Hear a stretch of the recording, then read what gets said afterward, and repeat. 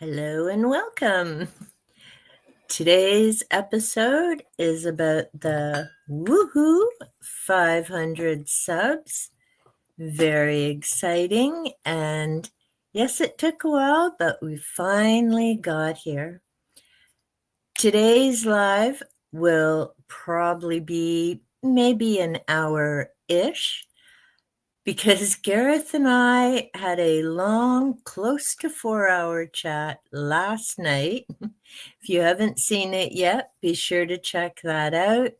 He and I were talking about his book, 10 Tales of Transformation, which we did manage to get through and talk about all the short stories that he had written in that book, as well as talk about his process for writing that.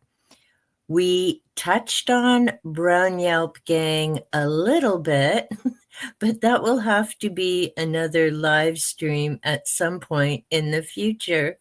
Hey, Chaz, welcome. So, as always, thank you so much to everyone who's able to join. I see that Kat and Leslie have left messages. Thank you. I know with work schedules and things, it's hard to pop in. Always appreciate the team rewatch. Thank you so much for that. Thank you, Chaz. I appreciate it. Hey, Constance. I left you a reply. I did see your comment about the cats, and yes, there's a line for that. But I'll share the comments first before I chat a little bit. So, Kat, woohoo, congrats. To celebrate, I'll even be nice and not spam all my favorite emojis, even though you skip them anyway. And I did let Kat know I don't skip them. I just don't pop them all up on the screen. Saying congrats now as I'm at work. This is from Leslie. She'll be popping in and out. Woohoo! Then just my responses to them. Chaz, hello. And hello, everyone. Congrats, Elaine. And Chaz just celebrated his 6 years on YouTube. I think that was in early August, right, Chaz? Because I know you said it was a little bit late. Constance had popped in with a hello and congrats. Thank you. I'm not sure where Miss Jenny is these days. I know she's been working a lot. She's been going to the gym, but I haven't really seen her in live streams much. And I did, because Dave left a comment on last night's live stream. He wasn't able to join. I don't think he got the notification, but yes, Dave, I do have my apple caramel cheesecake because it's a celebration. Hey, Paula, thanks for joining. So I have a few questions, but I'm going to wait just a few minutes before we get to those. And I have my answers ready, and I have my books next to them because that way I can show off some of those answers. Some were book related, some were not. Thank you, Lacey. Much appreciated. Yeah, it took a while, but woohoo, here we are. And last night I was joking with Gareth and said, well, I hit my goal. Now I can shut down my channel. But I actually have a number of different plans and things. So no, I'm sticking around. I still got things to babble and chat about. And this morning, what I started doing is tracking down some information. I agree, Chaz. Cheesecake is an awesome treat for sure. But from now until December, at least for my part of my personal reading, is going to be UFOs and cryptids, vampires and ghosts, a lot of my favorite reads. And comically, no, actually not fiction books. They'll be nonfiction, which I'm sure some people are like, what now? But I started doing a bit of tracking information and things down. I don't read on the computer, so I tracked it down and printed things off because I'm very curious. And if you happen to look into UFOs and such things, there's a number of names that keep coming up over and over, and they come up together a lot. So if you're a fan of Coast to Coast AM, used to be hosted by Art Bell. George Noory has been now doing it for decades. So, of course, those two names come up. Hey, Van. Party time for 500. Exactly. Thanks for joining. But so Art and Noory, Bell and Noory come up all the time. Then, of course, George Knapp is another name that comes up. He's a journalist and is in Las Vegas, I believe. He's been there for quite some time. Then, of course, Robert Bigelow, the millionaire who puts up money for different things, was the owner of the ranch in Utah for a period of time, bought it for next to nothing, of course, sold it at a massive profit to the latest owner, who actually, I don't know if his name comes up. I think it does in one of the things. So I've got information on Bigelow and Knapp. Lakatsky, he's from the military and involved as well. Kelleher was one of the scientists at the ranch as well. So what I'm going to do with all of this, after I, of course, read and make notes and highlights, is go through these 4 books that I talked about last year. And I've read them, actually, all of them, I think, now a couple of times. So this will be my 3rd go through each. So I have Encounter in Rendlesham Forest. That is by Nick Pope, and that's with John Burroughs and Jim Penniston. They're both United States Air Force retired. Skinwalkers at the Pentagon is by Lakatsky, Kelleher, and Knapp. That gets into the funding and investigations, different things in relation to the ranch. Hunt for the Skinwalker is by Kelleher and George Knapp. They were both part of Bigelow's organization who was doing the research there. And then They Are Already Here is by Sarah Scholes. Now, she was talking a bit about the ranch as well as some other things related to UFOs, but her perspective was more about the UFO culture and why we see saucers. So she delves into it from a bit of a different perspective, but I've included her with these 4 to really start breaking down into, because the way she describes, if I recall correctly, the funding, it wasn't quite accurate compared to what Kelleher and Knapp were saying. But there's so many short forms and agencies and terms. So what I'm going to be doing, and yes, I know if Kat's listening, this sounds like schoolwork, but to me it's fun because I'm that kind of a nerd. So what I need to do is break down the timelines for everything, the events that they talk about, the different names for all the agencies, do some mind webs of the different connections of people, maps, which I have printed off. I just need to make some extra copies.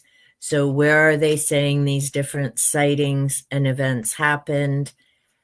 And just start comparing these books to what I found and see what accuracy or inaccuracies start presenting themselves. And actually, as I was thinking that all through this morning, because I tracked all this down this morning, and this is going to be several months before I get through it, because I'm going to have to go through each of these books page by page, start pulling things out, as well as, and I actually moved it. It was sitting beside me for a while, an accordion file of all the different names A to Z of people that have come up in the books that I've read. So Elaine and her X-Files era. Exactly, Paula. And I just want to start pulling all that together and find out what's there. And as I was going through that, I started thinking about critical thinking. Because as I read these things, and I did mention it in, I think it was part 1 of my book audit video, there's a number of things that I'll read, but you take it with a grain or pound of salt, depending on the author that you're reading. And so when I read this stuff, to me, it's food for thought, it's points to ponder, but it doesn't mean I believe it hook, line, and sinker. I mean, to me, the term UFO, which is what I'm going to keep using, I know that others use UAP now because of the affiliation of aliens as soon as you say UFO. But a UFO is the exact term, unidentified flying object. I mean, these are the things in the sky. So whether you call it that or unidentified aerial phenomena, it's still something, bottom line, that when you first see it, you don't know what it is. And that doesn't automatically mean it's an alien ship or whatever. It just means you're looking at something you yourself can identify initially. It might turn out as you do some research, whether you use Flight Radar, which is a free program that anyone can access to figure out where flights and things are. Hey, Mick, to see if it's a plane, which is what the item I saw 2 years ago in August turned out to be. It might be a meteor, it might be an asteroid, and I'm actually working on a video right now, and I've got my old clip that I had up from a few years ago. I don't think I have it in. I'm just going to check and see, but I don't think I have it here. Yeah, probably not. I know I've saved it other places, but I've got my photo from years ago, and it's the only time I've seen something like that. It was this huge thing coming in the sky, and to me, looking at it, it was a UFO. I'd never seen anything like that. I didn't know if it was a meteor, whatever, because of the color and everything. So I sent that off to someone I knew who was into this type of thing. They used Flight Radar, and they could tell me exactly what plane it was, how far away it was, and everything else, which was, pretty amazing. Hey, Gavin, thank you. And from that experience, I've always been fascinated with UFOs from, the time I was an early teen and had my first telescope. But seeing that image a few years ago and then finding out it was a plane, and it made sense once I looked at it, and you think of the curvature of the earth and everything. And I really started thinking about, if I didn't have and I was lucky, I had my phone in the hand. It was a total fluke that I'd seen it. It was in the evening. I got a picture. I quick scooted back to the back of the house so I could get a short video of it just before it disappeared behind a tree. But if I didn't have that clip, and I hadn't made note of the time, and I hadn't made note of the date, and I'd even looked, I'm pretty sure it's the Perseids in August, the meteor shower, and I checked into when the peak time was supposed to be. So done all of that. But I was thinking, if I didn't have a picture and that video clip which shows how slowly the thing was going, I wouldn't have had that to send on to somebody else and go, here's this thing I've seen. What is it? Or do you know what it is? And that really got me thinking about all the different reports from Roswell and, everywhere else before we had cell phones and color images to capture even with a camera. And when people were making these descriptions, and it's very hard because when you're looking at something in the sky, unless there's a tree or something close by, you've got nothing to compare it to, really. You're looking at an item, but to try and get an idea of size or distance, speed, any of that kind of stuff, you need something else as a point of reference. So I've always found it fascinating to read the different reports, and, they've come from all over it, private citizens, military, police, people that are highly educated, not so much educated, the whole spectrum. And there has to be something to it. I mean, yes, some of it turns out to be, like in my case, it's a plane, and others there's balloons and weather balloons and different things. Meteors get mistaken for it all the time. But there's still, it's a point to ponder, and I just find it interesting and fascinating to go through all that type of stuff. So that's going to be keeping me busy for a little while, several months, as I slowly plod away. And maybe what I'll do is, set up either a day that's what I delve into and work on. Maybe I'll, just work on it for an hour here and there. And I have a number of other reading things I'm going to get to, but I think first I'll go through the questions that I had. And I'm not on a ton of social media, so I just have a few. And here we go. So Kat, bless her little heart. Hey, Nicole. Oh, thank you. Much appreciated. Kat's questions, because she gave me a few to answer. Number one was fiction, nonfiction, my favorite fiction or nonfiction author. So I answered for both. My first fiction, should be no guess if you've been around my channel for a little bit, is of course Michael McDowell. Can I pick one of the favorite books? Absolutely not. I loved Cold Moon Over Blackwater, The Amulet, super creepy, and of course Blackwater, that was initially released as 6 small novellas, I guess they'd be called, and now, thanks to Valancourt, comes in one huge novel. So I've enjoyed reading those more than once, and I'll read them again. They're creepy, they're scary. I don't have to worry about animals. And yeah, I enjoy his writing. As far as the nonfiction author, that was hard. One, because the vast majority of my books are nonfiction, and I like them for different reasons, even though some I say you need kind of a pound of salt when you're reading it to think about it. But my all-time favorite, and I've certainly read this more than once, is The Magic of Believing. There we go.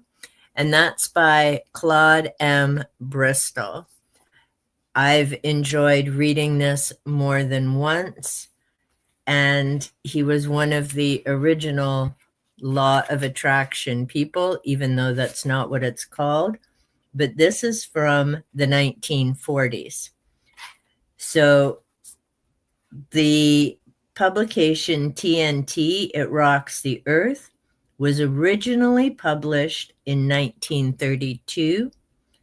And the text itself, The Magic of Believing, was published in 1948.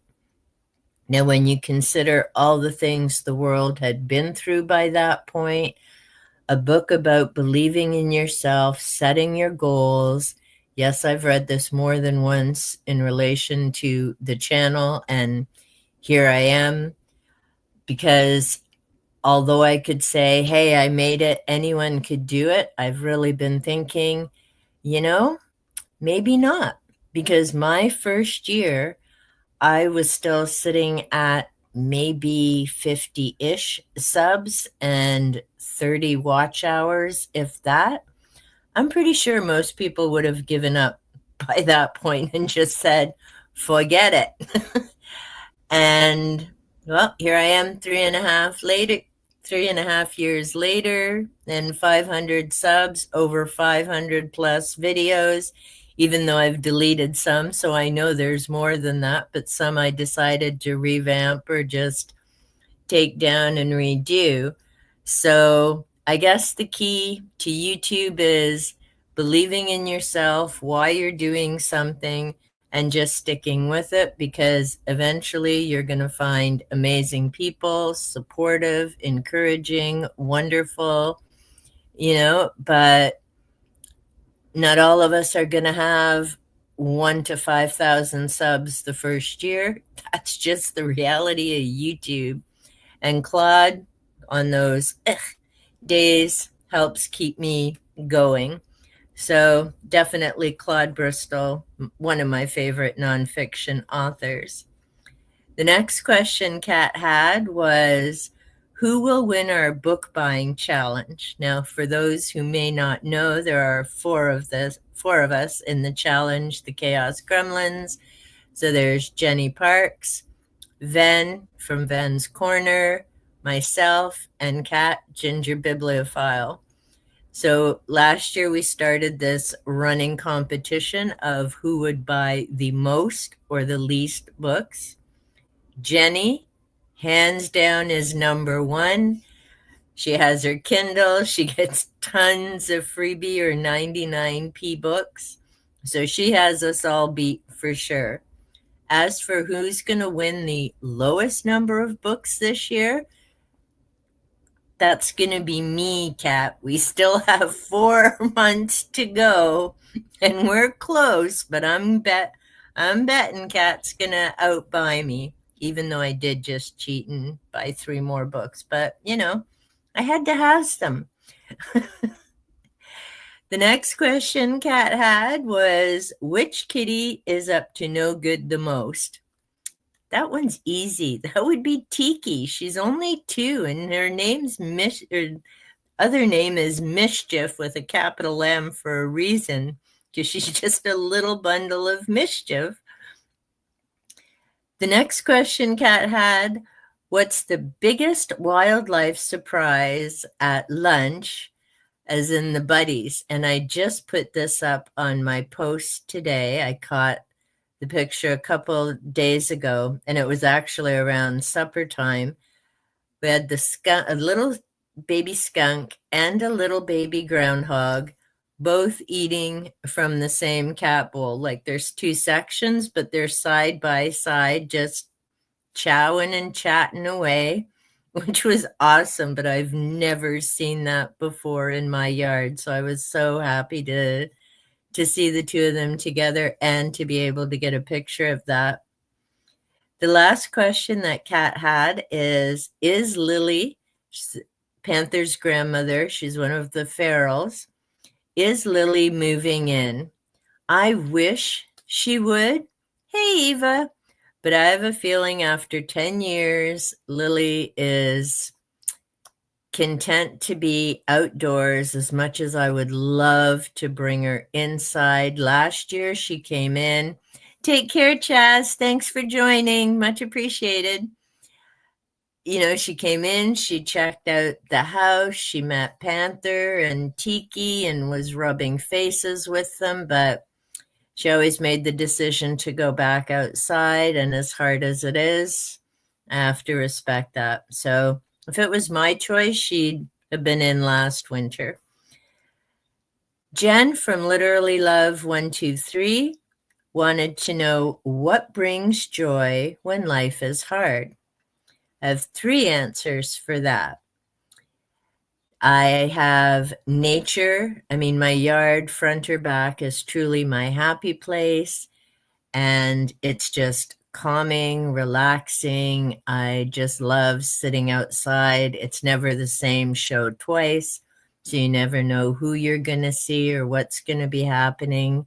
Different plants are blooming at different times. So that's wonderful. Books also help if it's a difficult or challenging day. Sometimes you just need to pick up a book and enjoy it.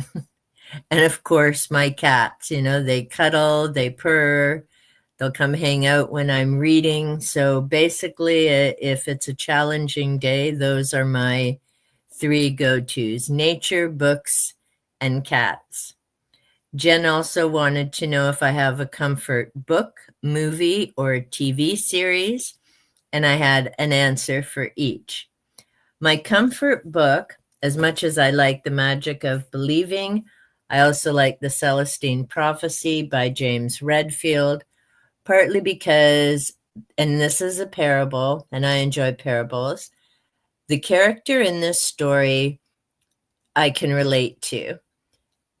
And even though when I first read it and I was working in social services at the time, I came to a point where I was burnt out and I needed a new direction. And I'd remembered reading the Celestine Prophecy, and this character is the same. They worked in social services, they're at a crossroads, and everything flows from that choice and the decision. So my comfort book is definitely the first one in the series, the Celestine Prophecy and the 9 Insights. I've read the rest of the series since, although when I first read it, I promised myself, nope, I'm not. It's just going to be, the same type of thing. But I did go on to read the 10th Insight, Shambhala, 12th Insight, Celestine Vision. And there is a lot of similar information to each, but the other 2, 11th and 12th Insights, all go on with a little bit more detail and just different ideas and thoughts, ways of looking at situations and being mindful of our own energy and goal setting. And during my last book haul, I found out the 10th Insight actually has a workbook to go with it. I've done the workbook for the Celestine Prophecy before. I actually ran a group to do that, which I enjoyed. So I'll be probably restarting and doing that before I go on to working through the 10th Insight, because to me that just makes sense. My comfort movie is the Lord of the Rings trilogy. I enjoy the story of Frodo. I enjoy the scenery, the music. And we do a whole marathon day. So that's definitely my comfy thing is pajama day. You have breakfast, watch a movie, have lunch, watch another one, take a bit of a break, have dinner, and watch the 3rd movie. So it's just a lovely day to spend together. My husband's a fan as well, so the kitties and the 2 of us just get all cozy with blankets and do our marathon.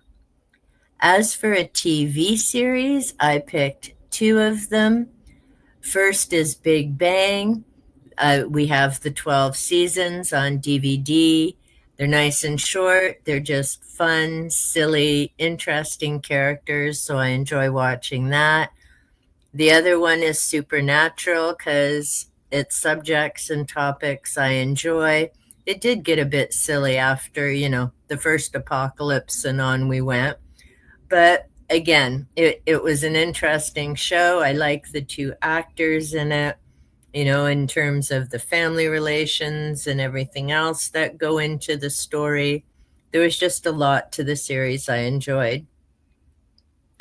Guitar Practice with Tim wanted to know the event or reason that I decided to start a YouTube channel. And the answer to that is my business wasn't going anywhere. Obviously, trying to start anything in COVID was brutal. Trying to start a home-based business deemed personal care rather than healthcare, because I would do Reiki and reflexology. So most of the time I had to be closed here in Ontario. And that's not a way to build a customer base. And I finally I'd been, trying it for years and decided, nope, time to cut my losses. So I did. And I needed something to do with my day. So as I was humming and hawing, one of my former students suggested trying YouTube, just to have some fun and do something. I had contemplated, hummed and hawed, what would I do a channel about? And I've always loved reading.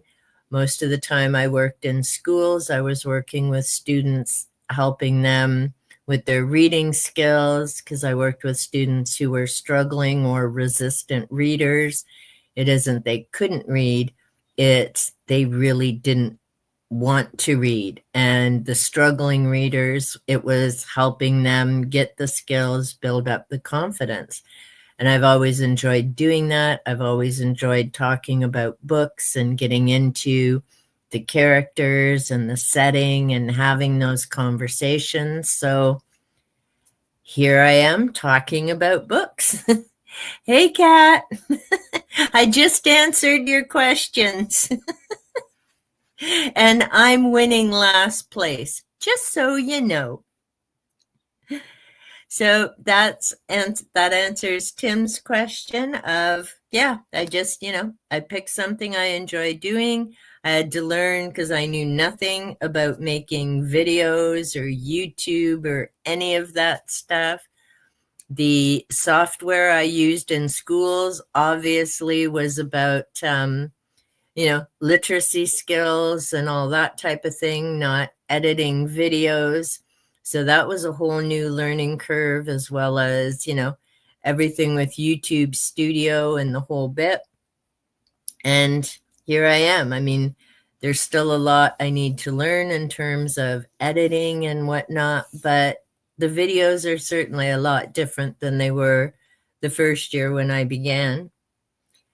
Nicole's question, Nicole's Bookish Nook, was my favorite and my least favorite flower, which is so hard, and I couldn't think of an answer. I enjoy all the different flowers for sure. I think one of my favorites is the sweet peas, and I've shown pictures of them before in, my yard videos and some of my posts. Those are special because they come from the farm where I grew up, so they're a visual reminder of my dad all summer long when they're blooming, and I just love that beautiful pink. And I also enjoy that the birds and the squirrels get free food because they eat all the seeds from them. So that's definitely my favorite. A least favorite flower? I don't really have a least favorite, but because I have brutal allergies, goldenrod makes my ears get plugged up because of my allergies, but it feeds so many different critters, bees, and everybody else, that I still grow it, and I have tons of it in my yard, so it's great for them. And well, I have an allergy pill for me, so it all works out. So those are the questions that I had to celebrate the 500. And I'd already mentioned what I was doing this morning. I mentioned the parable and the magic of believing. I'm going to catch up on comments. I know I've peeked and said hello or goodbye as people arrived. I know I was a bit behind here. Okay, so we'll start with Lacey saying the interesting reads with the UFO books. Chaz with the cute emojis. Oh, yep, we'd already talked about the X-Files. Chaz is also a fan. Yeah, it was a great show. I enjoyed it. That was a fun watch. Thank you, Mick. Just got in. And thank you also for mentioning the book. I have it written down. The Crowley book. Yes. Took me a few seconds. Hello, Gavin. Thank you. And Nicole. Think JJ's definitely going to have me beat. Yes, she, I think, has got us all beat. I know she's in the triple digits and then some. Hey, Eva, thank you. And Jazz had to pop off. Lord of the Rings, favorite too. Nice, Paula. Cat's on break. No dirty and no salty language today. Bad influence was not here, as in you. That's what you think. See, when I saw that, Cat, I was thinking you meant that's what I think about coming in last. And Cat's claiming she's innocent. Ven's the paragon of virtue. Did you know grow 3 feet? Pinocchio reference. Now we're debating who's the worst influence. Still normal, just innocent today. Even got the girls to prove it. Hey, Elmo, thank you so much. Appreciate it. Oh, night, night. Thank you for popping in. I appreciate it. I still need to watch your video. Jenny's trying to match your subscriber count. She'll probably pass my subscriber count.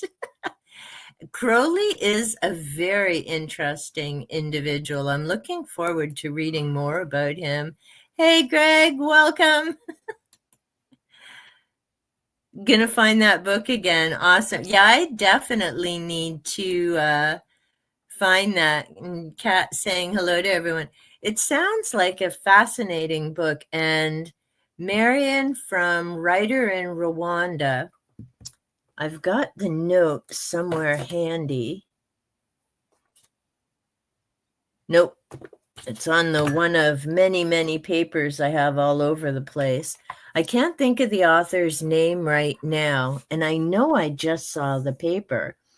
But she had another biography of Crowley that she read that is different from the one you found, Mick. So yeah, I need to take a boo for that. Added Celestine to DBR. Nice. Well, I hope you enjoy it, Lacey. I definitely liked it. There's also a movie called The Celestine Prophecy. I think you can get it for free on Prime. And it very much follows the book. So that's also another way to learn about the insights. And the movie's well done. It follows the 9 insights very well. So you have the option of the movie or reading a book. Both ways are enjoyable. There was one other book I was going to mention. It'll come up at some point. So this is the challenge of being on my own. But yeah, and part of what started this spiral this morning of getting into all the old UFO books is one of the books that I want to read this year is, and I found this just at the thrift store, Communion, A True Story. This is by Whitley Strieber, and it talks about an experience that happened to him on December 26th. It's not that I have a good memory. It's on my sticky note. Yes, another spiral cap. This happened December 26, 1985. Now, he published the book in 1987, and it could be because he's a writer. He's got a number of fiction books that were out prior to this, and I really wondered, why would he have written the book so soon after this happened? Now, part of the reason I question some of this is when you've got Uri Geller writing, oh, this is a great book and it's true, that for me is a red flag. Because if you've looked into numerous things, or if you remember who Uri Geller is and used to bend the spoons, and I'm pretty sure he was debunked numerous times, not really sure Uri saying your work is really good is a selling point. But that doesn't stop me from reading it because, again, I want to find out what he has to say and how this compares with all those other UFO things I've read about. And yes, he ties in with, oh, his name, Newry. No, Art Bell. This author and Art Bell wrote the book, The Coming Global Superstorm, that I read years ago. Yes, I've unhauled it. No, I'm probably not going to purchase it to read it again. No, sadly, it's not at the library either. But I remember reading that book, and I remembered Art Bell was the author, but I'd forgotten there was another author with him. And it talks about the snowstorm, and it starts in New York and all these other things. So I'm almost tempted to pick it up again, considering the cray-cray weather we now have, but we'll see. At the moment, I've got just 466 books to read, and those aren't the rereads. These are all rereads. These aren't even the first time reads, so that number's actually higher. So yeah, another spiral. How many are in this one? Oh, Kat, by the time I get through everything, it'll probably be close to Da Vinci. I don't know if it'll quite be 100, but there's definitely books. Okay, I remember Communion. There was a lot of controversy about the story with him. Yes, being a fiction writer, and I can't lie, I've thought so as well. Is it true? Haven't read it. People said it was a good read. That's good to know, Mick. And yes, I've also wondered because, like I say, he's got a number of fiction works. The Wolfen almost sounded familiar. That's from 1978. The Hunger is from 1981. Communion came 4 years after that. Now, my library has 4 of his works, of course, neither of those two. Hybrids, The Grays, The Omega Point, and Critical Mass. And I don't have the years of publication down for them, but I would really be curious to know where those books tie in with this. Kat, you're always unhauling too early.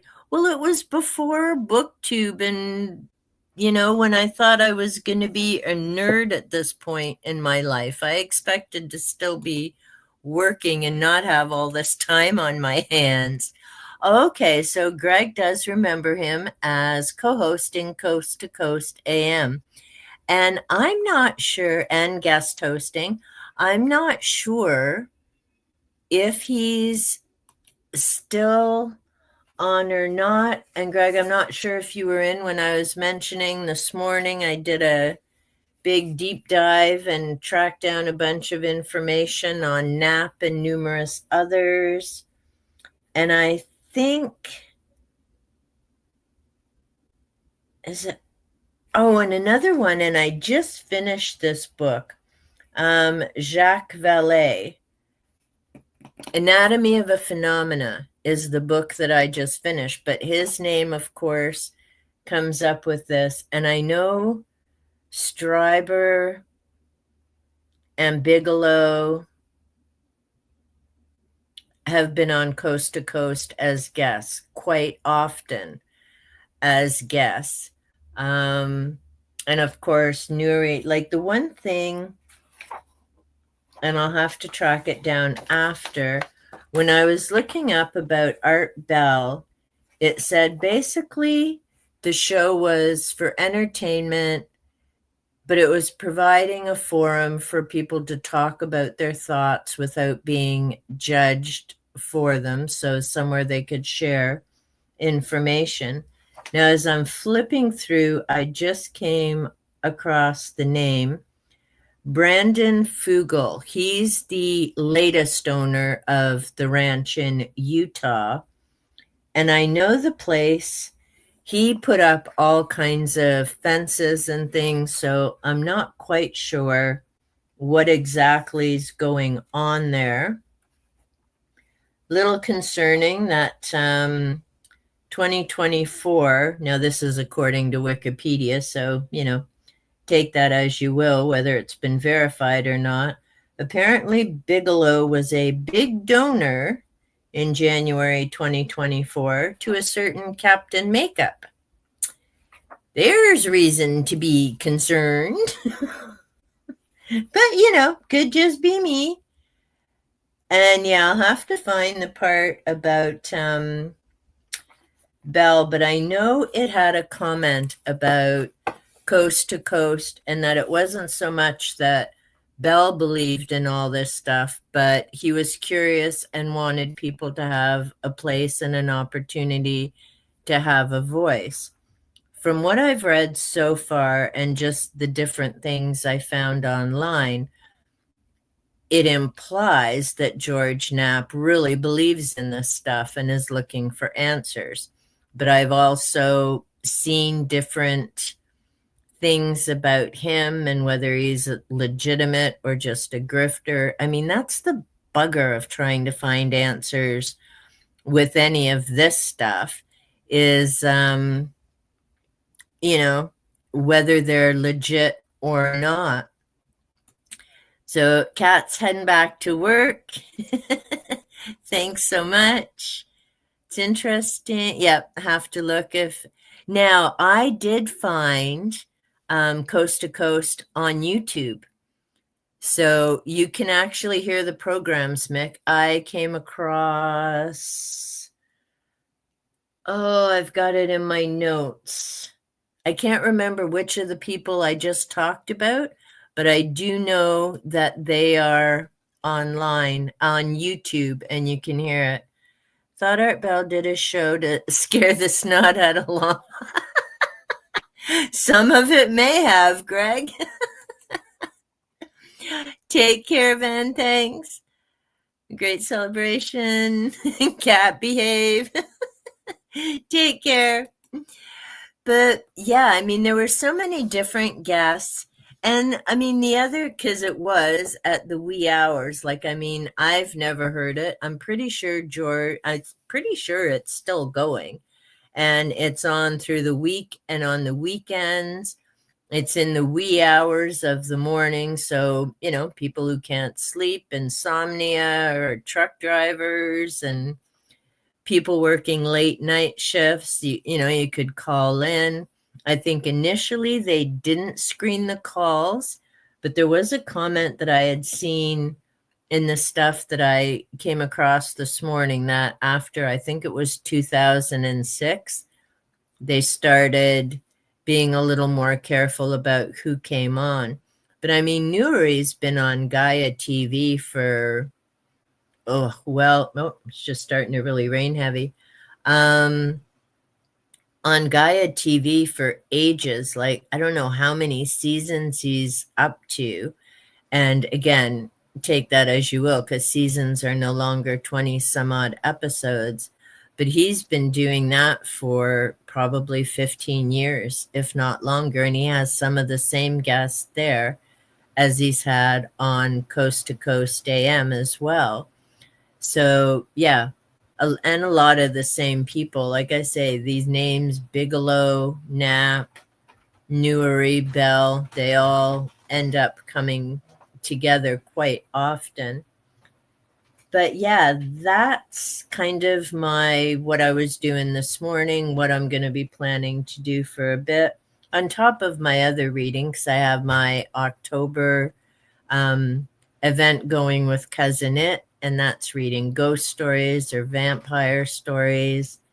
In September, and yes, I did get all my pretty colored pens, and I have my pretty colored little sticky tabs along with all my highlighters because I will be doing a buddy read with Jen from Literally Love 123, rereading The Shining by Stephen King. It has been decades since I first read The Shining. I've seen the movie. I like it, even if King didn't. Jack Nicholson plays an excellent crazy person. He just found something he does well and has stuck with it. And yay, I have one of my bills, so that'll help me tally up the books I bought this year. Now, I haven't read Dr. Sleep, and that supposedly is the book of the little boy in The Shining, Danny when he's older. But I've heard it's a very different read and pretty gruesome compared to The Shining. But I am looking forward to revisiting this with Jen. Another read that's going to be starting in September is the ACOTAR series. And incredibly, this will be a reread for me. I'm co-hosting that with Hermie from the Book Hermit, and we're being joined by Ven. I think Noah's going to be with us. Jenny, Paula, we need to find a way to get you on Voxer, and we'll be chit-chatting about the books as we go through them. This time as I go through, I'll definitely be annotating, because initially when I read this, there were some things that I tabbed, and I actually just got a bunch of other tabs. But this time I'll be going through it much more carefully, making note of things. And then my other read for September is going to be Memnoch the Devil, and that's for the Vampire Chronicle group with my co-host Kat, along with Leslie, Stuart, and Alan. I've never read Memnoch before. I've read actually, I just read The Body Thief for the first time a year and a bit ago, and then rereading it for the group. Memnoch will be my first time read because I read the series out of order. So then the other ones are all going to be rereads as well. But again, making note of things. I love the cover on the front of this one. Just beautiful artwork on that. And I really miss covers like this. Now some of them are just so blah with no artwork, and the fonts, I guess, are okay. But yes, I have all my book murdering tools prepared, lovely pens, and I love the Statler pens, not just because of the gorgeous colors, but then when you're writing, if you happen to be laying down when you're reading, as I often am, you don't have to worry about the ink not flowing or working. And that pretty much wraps up what I'm going to be reading, what I've been up to. I've got some other reads. You can let me know in the comments what you're reading or looking into. I've got my Da Vinci Spiral, which is still going to be ongoing and have to get that figured out. I just bought a bunch of notebooks, and I need to get that set up in terms of, which book am I looking at? What have I got done? So the timeline, the maps. I've got index cards to get set up. The more I talk about this, the more I sound like such a nerd, which I am, but I figure I've got this time on my hands. I may as well do something with it, get some things figured out. as I share some of the information, what I'll also do is share where I've tracked it down. So like I did on my Helena Blavatsky Hoax or Holy Grail episode and the Fox sisters, I'll let people know what book or websites I've used and then leave it up to people to check things out for themselves. That's why I'm also thinking, as I was setting this up, about those skills of critical thinking is, you know, just because you've heard something or read it or seen it, you still need to go those extra steps. And the opinions or decisions I make based from reading this stuff doesn't mean they're accurate. It just means they're based on what I've read before or personal life experiences. And you have to keep having the conversation about things. But I think it's also crucial to not just read what goes along with what you think or believe. It's important to read the opposite or opposing viewpoint, because somewhere in the middle is where you're going to find the best answers, and to keep having conversations with other people and not just people, again, who agree or, think the same way you do. It's important to talk to people who have other opinions and other thoughts and other theories, provided they can be mature about it. Not this BS of my way or the highway or you're wrong. That's not mature, open-minded conversations. There has to be some sharing and discussion going on. And sometimes you have to agree to disagree, and there's nothing wrong with that. But, you grow and develop from having different conversations. And that's what I do enjoy in the comment sections or a live stream, is being able to share different thoughts, get different ideas, get different resources or avenues to search. As I was looking up one of these people this morning, I came to the Black Vault website, and I know I've heard that before, and I'm sure it's come up in, if not two of the books, at least one of the books. And I can't remember who started the Black Vault website. And if I remember correctly, most of the documents in there have come about because of Freedom of Information requests. So as a lot of these government things are now available, a lot of that documentation, if I'm thinking of the right website, is on the Black Vault, and there are like thousands and thousands of pages of information there. Of course, as things come from the government, a lot of it's redacted. So, if it makes sense, because some of it's just a bunch of black lines. I'm not sure why they say it's released when it's like that, but it is what it is. So we have that. There was nothing I was going to say about Da Vinci, but there was one other. What was I going to mention? I've talked about Celestine and Claude. That had to do with answering the questions. I've just mentioned the Black Vault, and I need to track that information down. I've mentioned my coming up in September reads. Still going to be getting into, that's it, Wilcox. David Wilcox was someone I started looking into a couple days ago.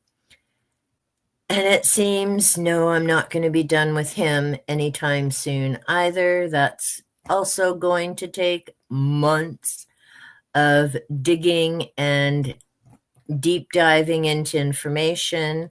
I still need to finish reading the Ascension Mysteries. And alas, no, I'm not going to be done with them after that. because as I was looking at his website, it's interesting. It's about this long that covers his life, but hundreds of pages in the Ascension Mysteries. So now I'm curious to do the comparison between what's in that book and what's on his website.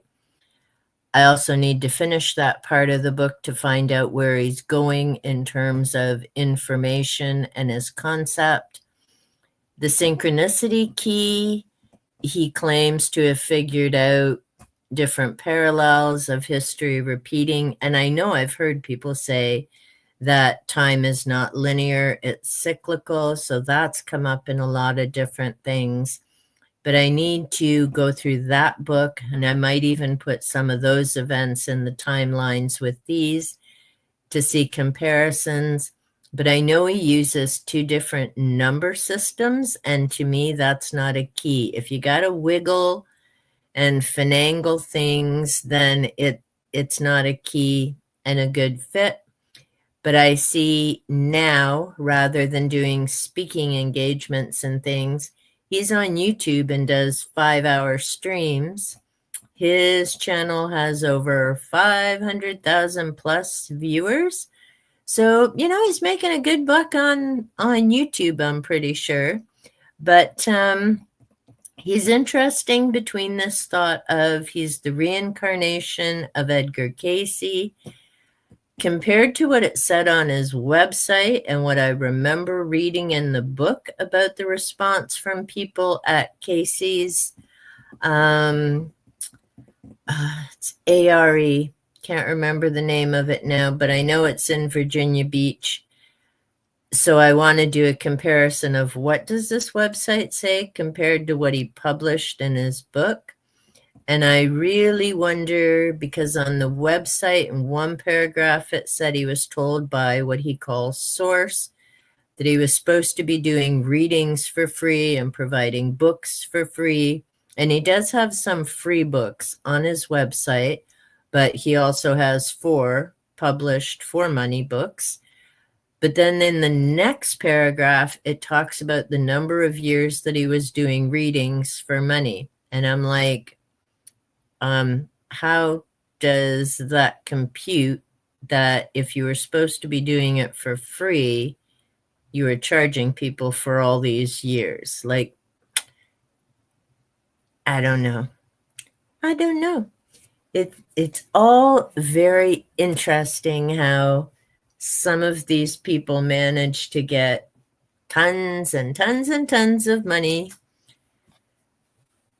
And, comes back to that critical thinking. So that's pretty much what I'm going to be delving into for the next while, on top of the various other reads.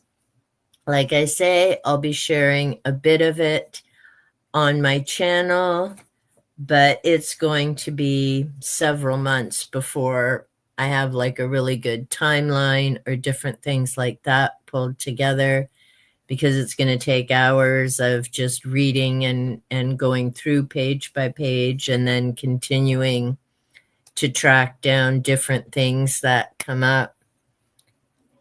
Ooh, have you seen? I have not. Now, I do know who James Randi is. He comes up in a number of things, but he comes up in Paranormality by, I think it's Professor Weissman. And I can't right now. I know I've got the book semi close by. Oh, no, they're in another room. And yeah, I would like to see that. So thanks for mentioning that, Greg, because I know, and I'm pretty sure it's at $1 million now.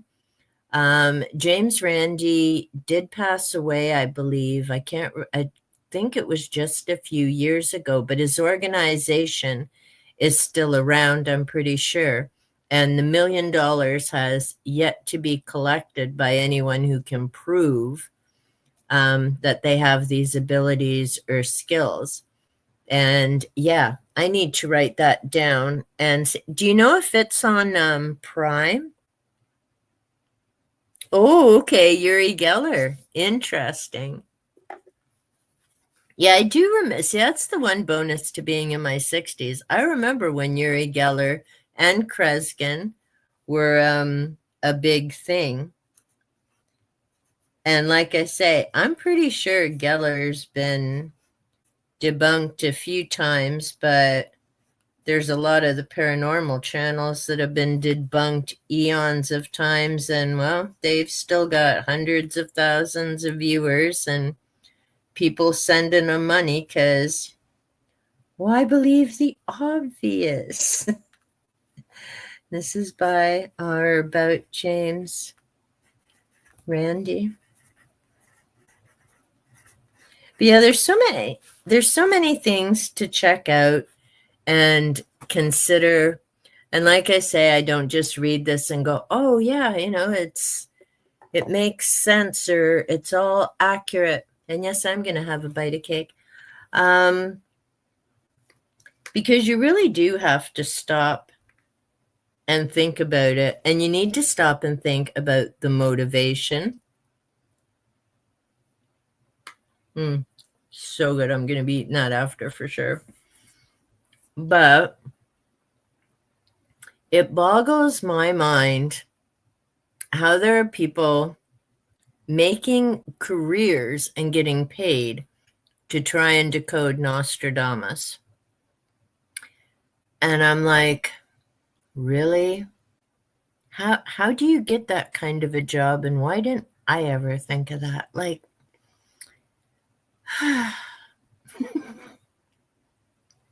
it's amazing. I think there are, certainly some things, but what I find interesting is here there are people in 2025 making a living off of his work. And yet the reason he wrote it in quatrains and codes was because had he been caught for scrying and writing down premonitions, they would have killed him. Right? What the heck?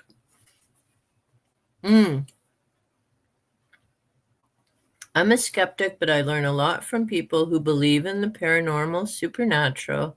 Best to keep an open mind. I absolutely agree, Greg. I mean, to me, I think there's something to it. Like, I don't think science has explained everything, whether that has to do with how our brain works and what we perceive or what we think we see, whether it's, in our peripheral.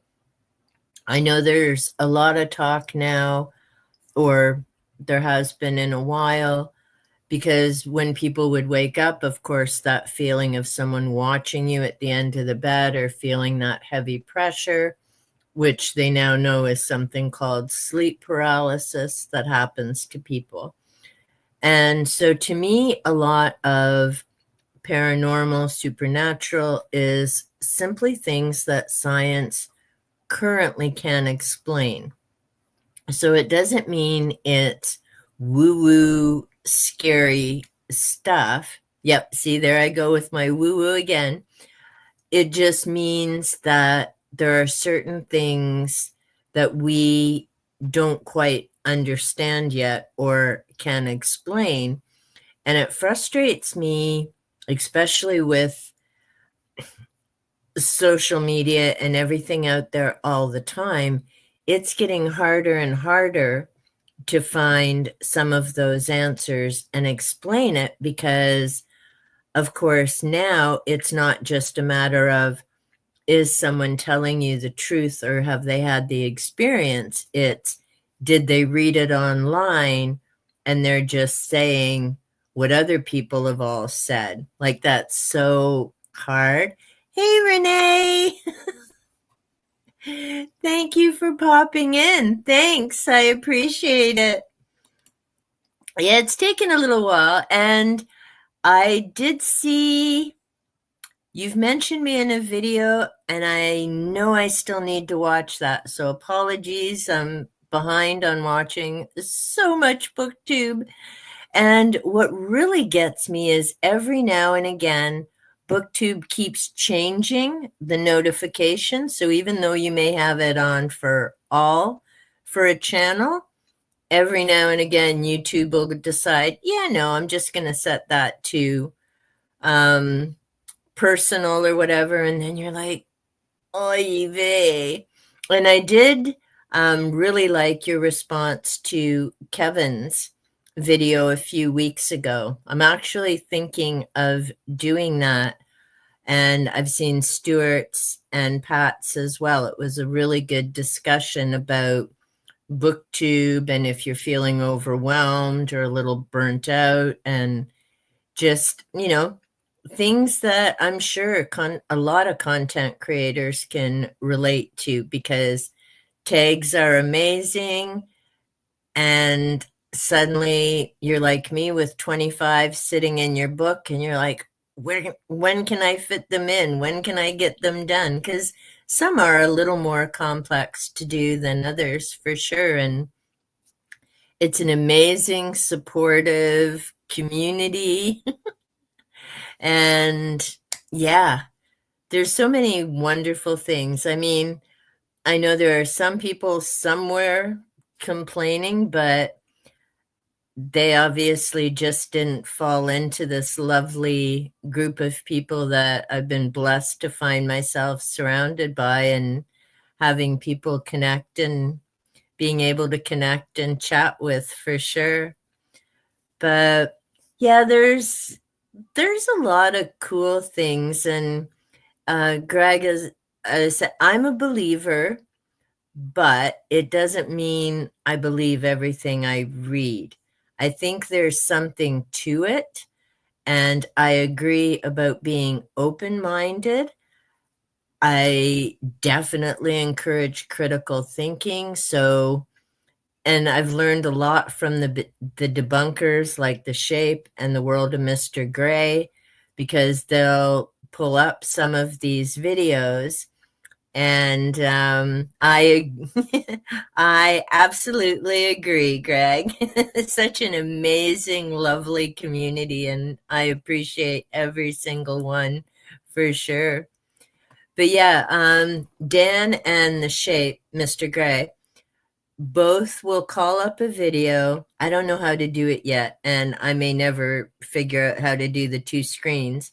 But what they do is they'll show the video, and then they break it down, and they'll actually show you with editing, because they both know about graphics and editing software. So they can show you and demonstrate where there's sound overlays or where there's been what's called masking to make it look like an object moves. But really, it was just someone pulling a string, and then it's been carefully edited to make it look seamless. So I've learned so much from the two of them about the different things that happen on channels that claim to be paranormal investigators. And out of the over 100,000 plus that use the hashtag paranormal investigator, I'm willing to bet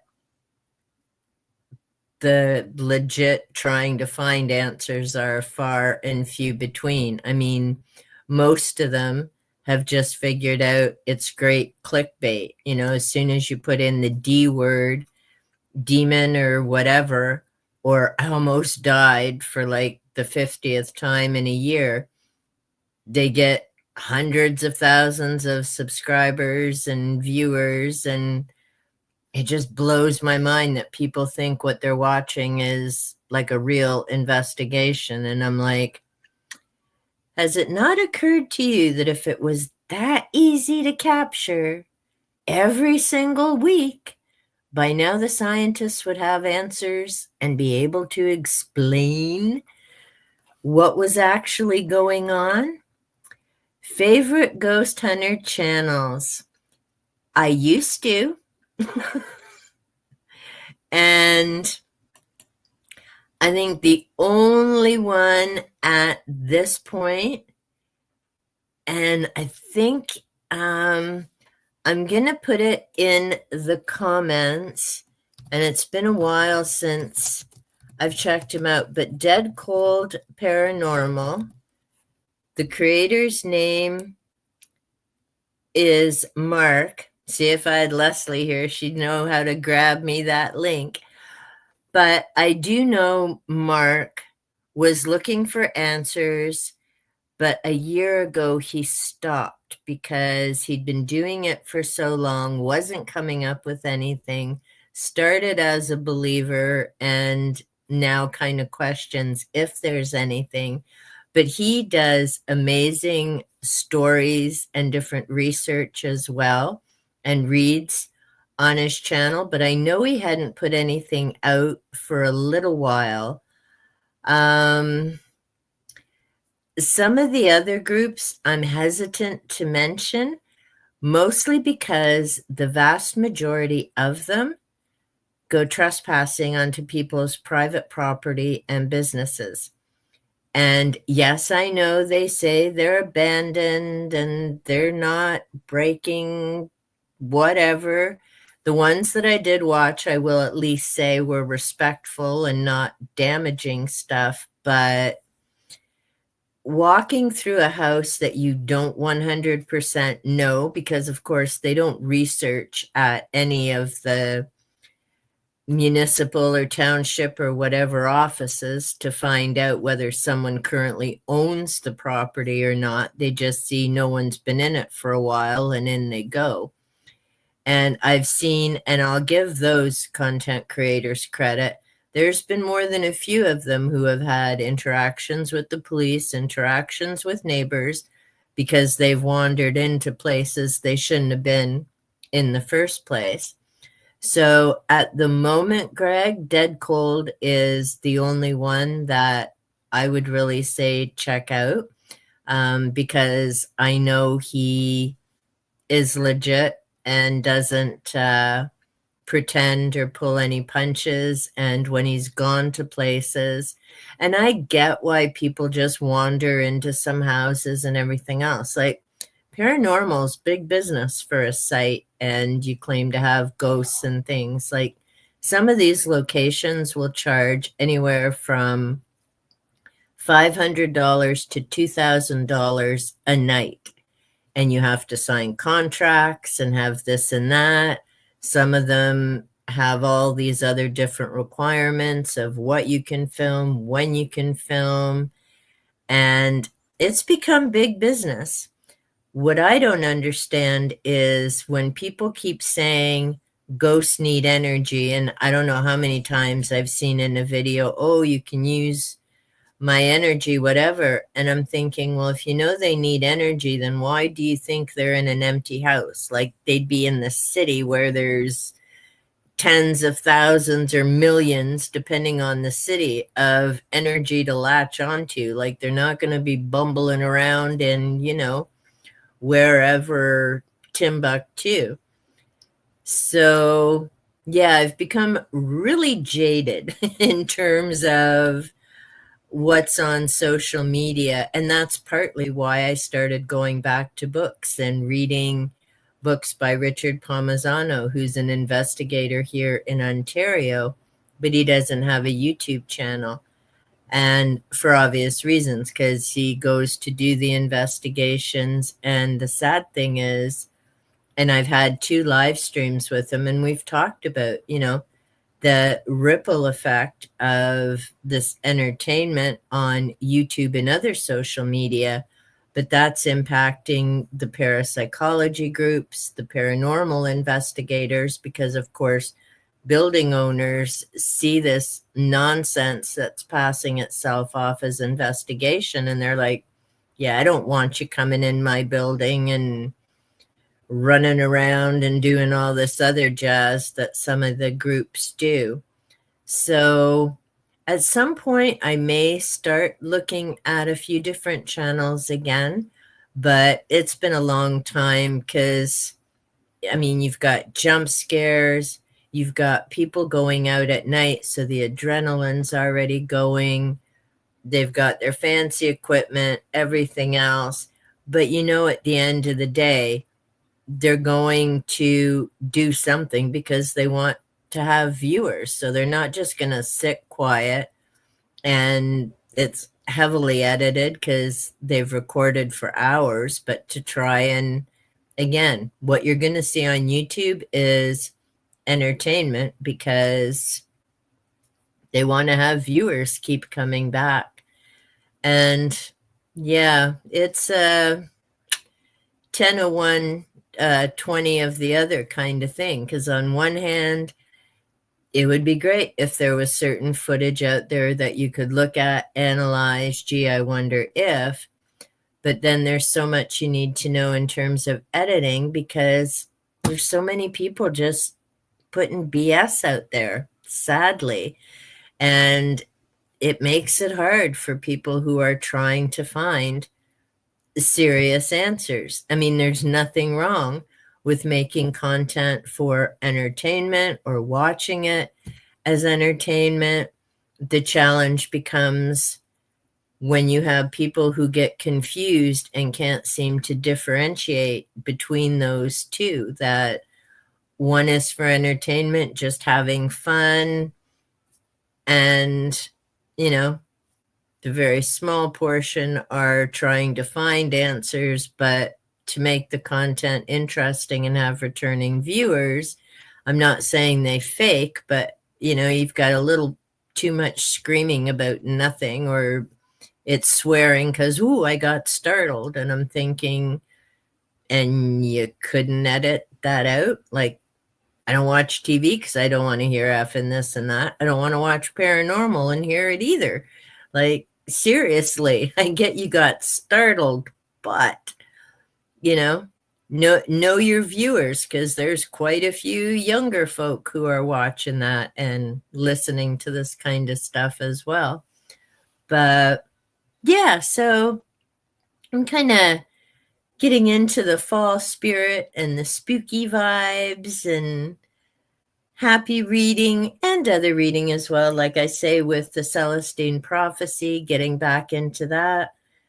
So I need to get started with that. Still need to get back to my pagan studies and the Artist's Way, which I'd been hoping to have done by now, and nope. But that's okay. I figure I'm getting done what I need to get done. I'm getting more and more organized. So as that comes together, that frees up more time for being able to just relax and enjoy some reading or pulling notes together and spreading things out, which Panther will have a bit of a cow about because I like to use the big table out in the living room because I can spread out my books and my papers and everything. And he's like, "You're taking up my table, Mom." So he'll lay across papers and different things. And if Tiki decides to join him, then I have a much smaller work area. But, you know, I've also got the desk here where I can do things. So it's good. It's all coming together. But see, I'm almost coming up to an hour and a half. And as I say, I knew this was just going to be short today. Had a nice long chat with Gareth yesterday, which was lovely and very enjoyable. Hope he's getting some sleep today. Poor guy. Because I think it was something like 3 a.m. when we finished up. So yeah, those are going to be my adventures, is tracking down UFO timelines and the people and correlations. My buddy reads and group reads for September. Aw, thanks. Glad you enjoyed. Oh, yeah, mainstream, similar investigators agreed. That's such a difficult part for sure, Mick. I agree. Yeah, I'm glad you enjoyed, Greg. Thank you. It was lovely to have so many. Oh, thanks. Congrats on the 500. So thank you so much, everyone who's been able to pop in and join in and wish me well. And I mean, I owe it to all of you for subscribing, for continuing to support and encourage me, and, you know, for sharing your comments on videos or hitting the like button on videos, because I really do appreciate the gift of your time. That's why I always say it at the end of my videos. It's, the one thing that only goes in one direction. So I'm always grateful for any videos that get watched and people enjoy them. Thank you, Renee. Much appreciated. And yes, I am going to be catching up. I am getting my watch later folder full, and I'll definitely be working my way through. I try and leave comments when I've watched them, and even try and, even if it's just an emoji, but if I've watched it, I definitely hit the like button. So that's my good tell when I come back and it's like, okay, yes, I've watched this one. So thank you so much, everybody, for joining me, for listening to me ramble, for sharing your thoughts and suggestions in the comments. And until next time, be well.